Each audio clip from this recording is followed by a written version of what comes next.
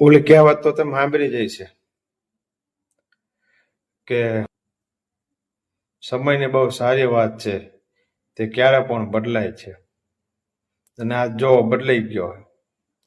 Petrol પંપે તમે જોયું હોય છે અત્યારે શું હાલત છે. લાંબી લાંબી લાઈનો લાગેલી છે. આ તો ઇલેક્ટ્રિક વાહન તો મોજમાં છે કે જે થવું થાય, આપણે શું ચાર્જિંગ કરી લઈશું ઘરે, એમને કઈ ઉપાય નથી ગયો.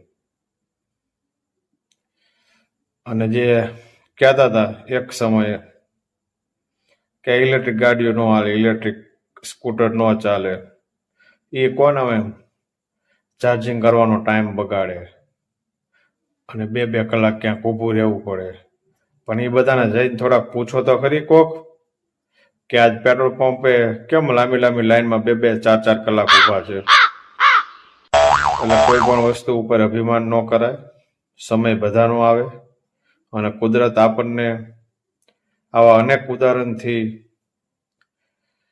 શીખવાડે છે અને સમજાવે છે વારંવાર કે ભાઈ સમય ચોક્કસ બદલાય છે.